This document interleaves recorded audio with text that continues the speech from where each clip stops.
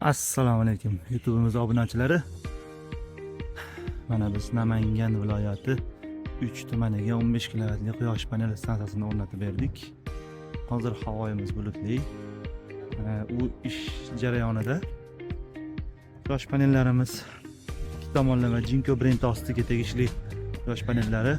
Simlarimiz постоянный tok uchun ishlatiladigan maxsus o'zini simlardan ishlatilgan. Hozir biz invertorda ishlash jarayonini ham sizlarga ko'rsatamiz.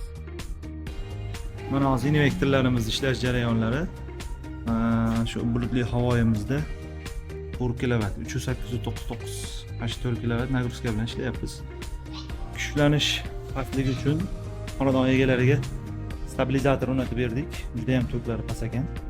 Ustalik zapasi bilan shit montajlarimiz chaqmoq qarzda ishlaydi, постоянный tok avtomatlari ishlatilgan. Xonadonlarning avtomatlarini ham qo'shib montaj qilib yubordik. Kimga shunaqa xizmatlar bo'lsa, ideal jamoasiga aloqaga chiqib olasizlar. Salomat bo'linglar, podpiska qilishingiz esdan chiqmasin.